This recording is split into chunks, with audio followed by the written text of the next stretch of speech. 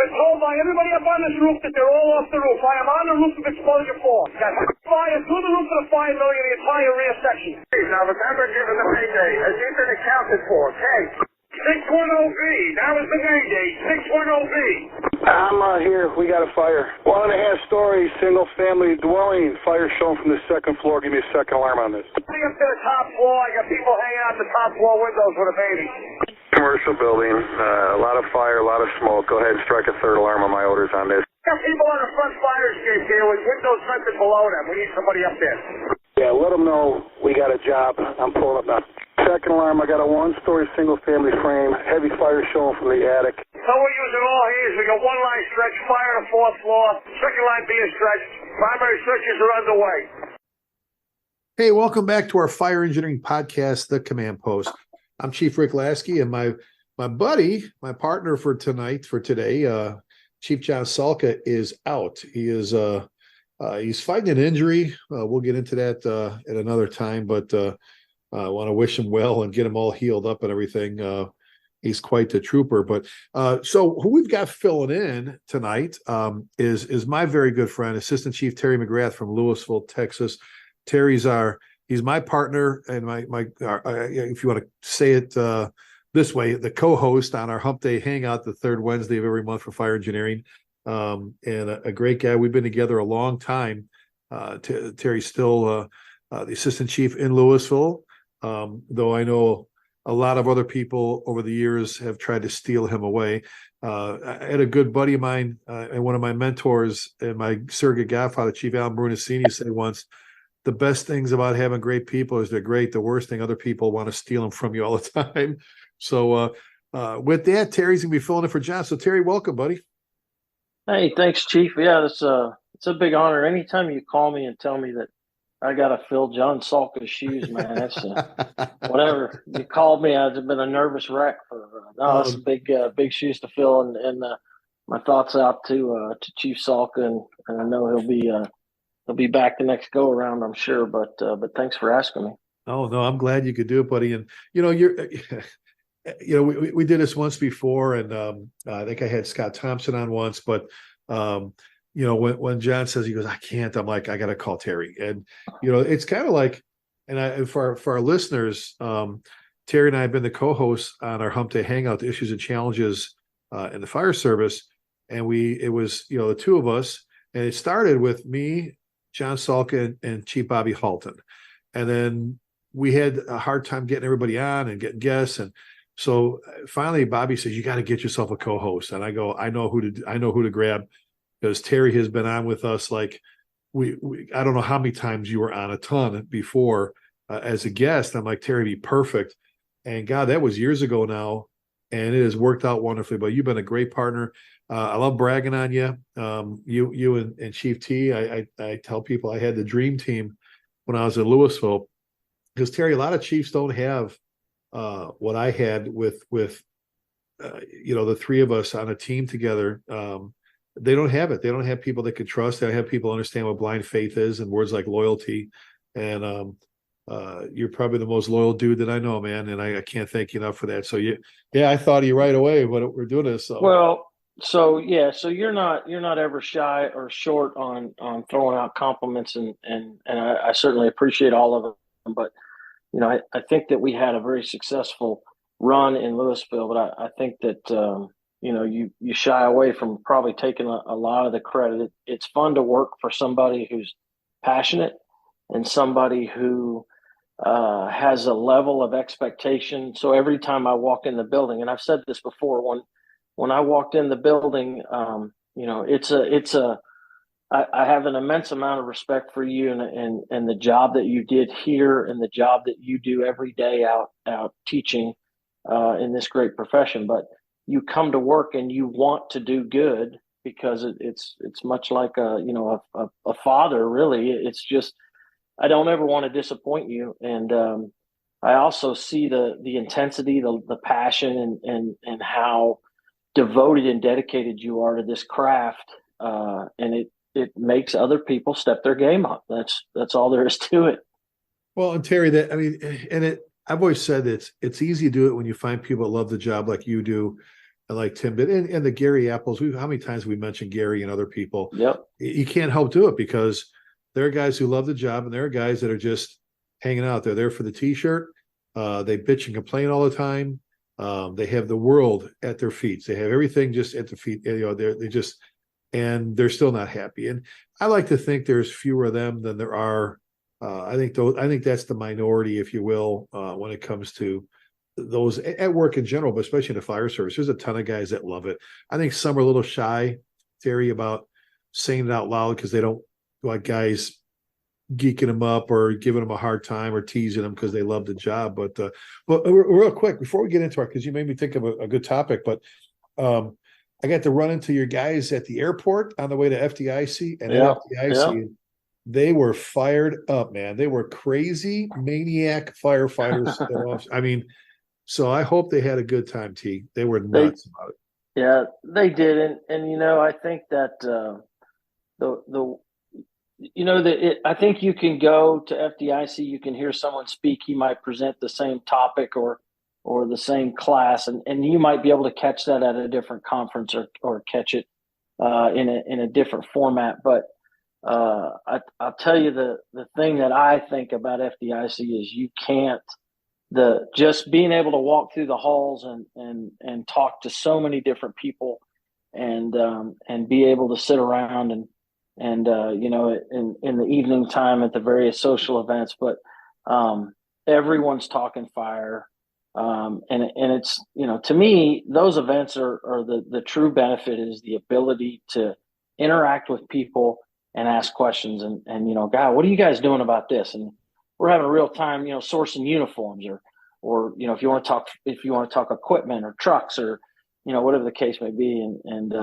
But yeah, they were of course fired up with the opportunity to go. And yeah, when they came back, they were you got to get off of that high, that week long, you gotta dose yourself up come back down into reality.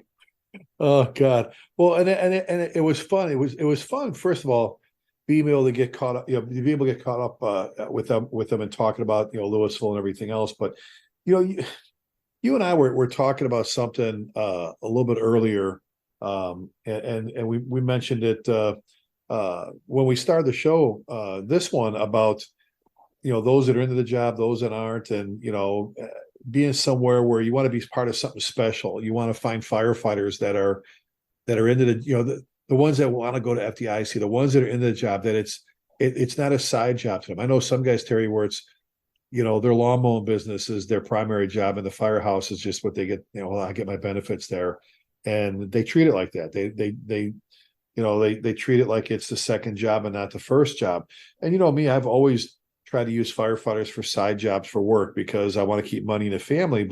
And I've always encouraged guys, go get yourself a good side job. You got the money, so on and so forth. But don't forget the number one job is the number one job. I guess my question, Terry, with that is, and I wanted to get to FDIC to talk to your guy. You see how your guys liked it, and I almost skipped that because you made me think of something. How do we hire more of those young guys and gals that are in the job? How do we find them? I mean, I get right now, Terry, I'm seeing something, you are too. We've talked about this plenty of times on the phone. I've never seen anything like it in my life. There are, I don't know if there are too many jobs and not enough applicants, or, years and years and years and years ago when both of us were looking, you'd get in a car and you'd go drive to 2 places or 3 places and take 3 different writtens. And you were hoping to get on a list that was good for 2 years that didn't even have any openings. Or you sit with 40,000 people for New York City or 30 something in Chicago and not knowing how, and now they're, and God bless them. I think it's great for the firefighters, but there's signing bonuses and all the different lures and that. I think there used to be time, Terry, where we just hedged our whole hiring process on, hey, we're the greatest thing, man. We're the fire service and you want to be part of something to come. But now there's this competition, to hire people. I don't know. When I was in Trophy Club, we couldn't hire because everybody was stealing people all the time. And you see it, guys will go, well, they're offering me a little bit more money there. that I'm making here. Lateral moves are not new. Lateral moves were going on for a long time, especially on the West Coast. But I don't know, T. I'll throw that out there first. What some thoughts on what do we have to do to find more of those young guys and gals? You know what I'm saying, the excited ones. Yeah. This is an interesting problem, Chief, because first of all, I don't know that anybody has any experience in this, and I certainly don't. The job market today is unlike anything I've ever seen, ever experienced. Like you mentioned, when I was 18 years old riding around to test, I sat for every test. Whoever was given a test, I could sit for it. I sat for it.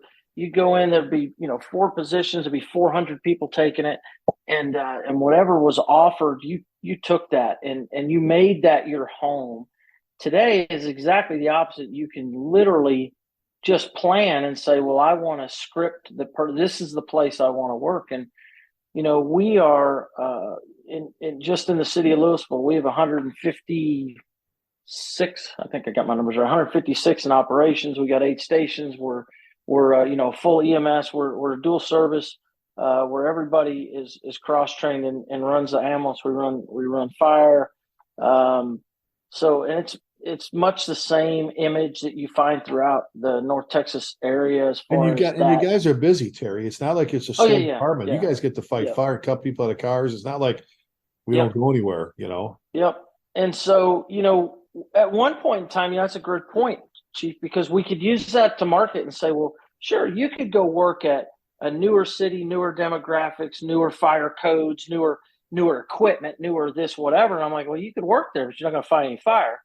But, so we could use those things. But, man, nowadays it's so competitive. And so in Louisville, for example, we have lost 2 firefighters that have moved to a city in the Metroplex that pays a little bit more. And for context for people listening to this, when I say it's paying more, I mean, it might be $4,000 a year. I mean, it's nothing to sneeze at, but I think the wages of firefighters, I think it's a really good wage.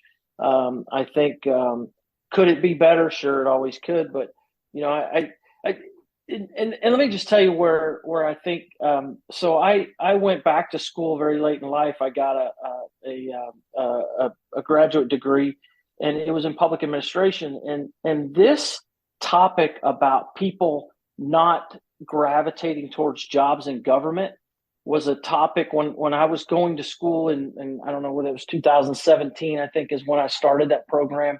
But for 3 years in that program, this was a topic almost every semester of how do you get people to engage in municipal government, in government jobs. They just don't have the lure that they used to, right?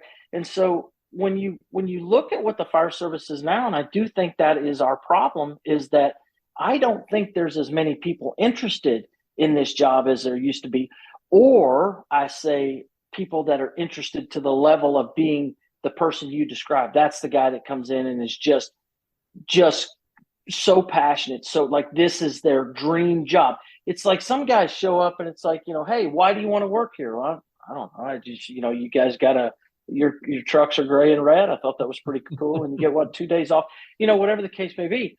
So I do think overall, right, and I don't know what that is. I don't know if when Google puts soft serve ice cream and ping pong tables in the break room and, whatever they do, if that's what is drawing everyone. I don't know. I don't know those answers, but I will tell you the one thing that I think it carries the most impact, at least in this Metroplex right now, are the high school programs, the ones that are partnering with a junior college doing the fire academies, because now they don't turn out as many as we need because there's way more jobs than we can fill. And these high school programs are pedaling as fast as they can. But in order to facilitate the number of people that they put in a program, so they're not putting out, 20, basically like 20 a year, let's say the one that's closest to us. Those candidates, those kids that come out of those programs, those are the guys, Chief, I think that you're describing. Those are the ones I see a light, a shimmer, there's just a little bit something different about them. They are dialed in and they are committed to coming into this job and making it everything that you and I hoped it would be when we got into this. And that's where I really think the the effort or the excitement is with that group. Well, and I'm glad you brought that up because I love the high school programs. Look, I was an explorer a long time ago. I was an explorer, and the Boy Scouts, great program, the Explorers, but you're limited. You're limited what you can do. That's why a lot of people go with the juniors program because they can have their people doing a little bit more work, if you will, and getting a little more comfortable with things.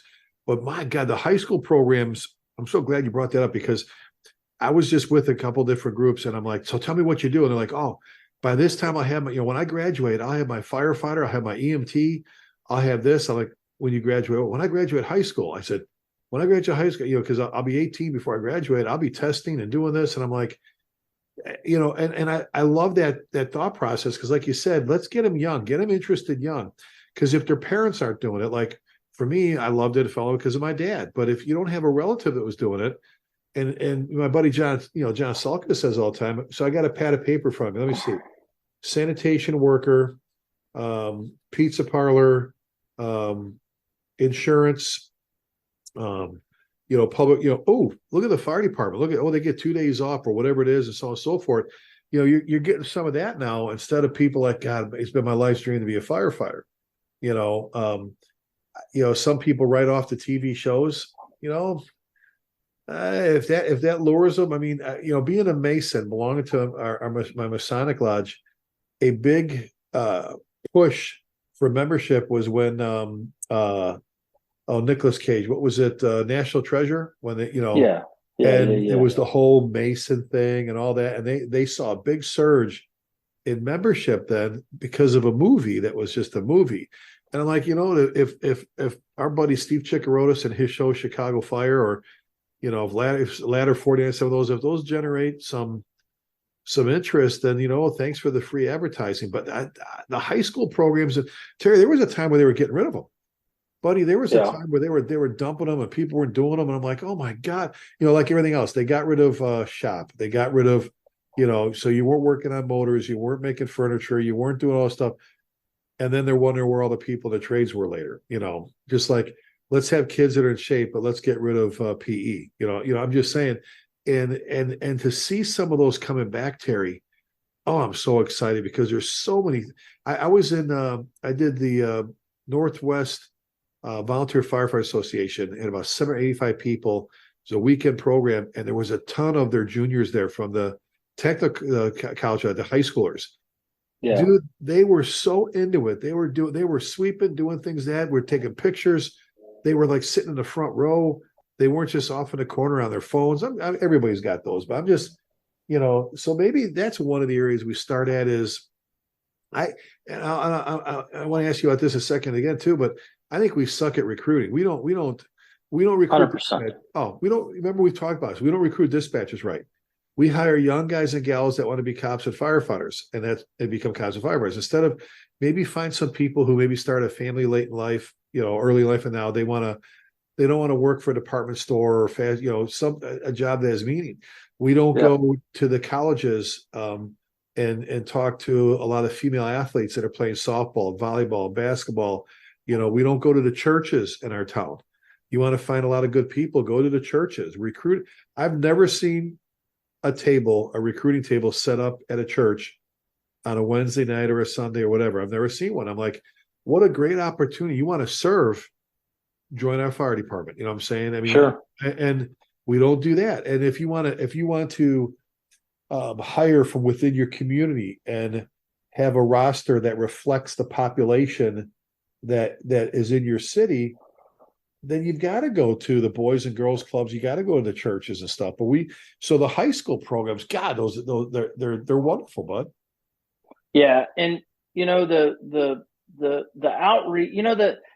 I think what's interesting to those, or at least for me, and with the interest of full disclosure, I can tell you how frustrating or hard this is. I have a 21-year-old son who I have tried in my way to steer to set an example or to present to him that this is an awesome job. And yes, I don't ever talk to someone or encourage someone to look into this job without making sure that they understand that you're going to see some horrible things in this job. Right. So Yeah, it does have some significant cost, if you will, but overall I would change it for nothing. But I have a 21-year-old son, and he's not interested in this at all. And like I said, I don't we've talked about it. I brought him to one of those high school programs when he was a sophomore, the orientation program. He sat through it. And so when we left there, it's one of those moments, Chief, where you're scratching the lottery ticket, and you're really hoping that's gonna, so you're like, hey, well, hey, what'd you think of that, and of course there's that uncomfortable pause, and you know what, it's one of the moments I will tell you with my son that I was really, really proud of him, because he looked at me and he said, I don't think it's for me. And I know that him sitting there, right, how many people would he had the courage to tell me, and I don't know what he thought my reaction was going to be, but I was proud of him, because listen, I always say there's a high cost of failure in this job, and there is a price that comes along with this job, and he realized or recognized it. It's not. And the last thing I want somebody to do is to come into this profession and not be invested in it. I've said this multiple times on our shows, that when I was a police officer in the city of Dallas, I would run into police officers I've never seen before, would never see again, whether I was answering a call in a different area of the city, or working a part-time job, or whatever the case may be. But I usually would ask at some point in time, so how'd you end up at Dallas Police Department? And on more than one occasion, somebody said to me, well, I took the postal exam on Monday and I took the police department exam on Tuesday, and police department called me first. And I would stand there like with my mouth open and think, you've got to be effing kidding me. You made a choice between carrying a gun and potentially putting your life on the line, or delivering mail. And it all hinged on who called you back first. Listen, I don't want to serve next to that person. If that was the motivating factor to get it, or, hey, well, you guys got 2 days off, or you're allowed to sub here, and, those sort of things. This job it's too precious and it's too important to have a 50 percenter, right? And so I think at the end of the day, can we go out and find people to fill spaces? Like Scott Thompson always says, we're trying to hire firefighters, not employees. And I think that's a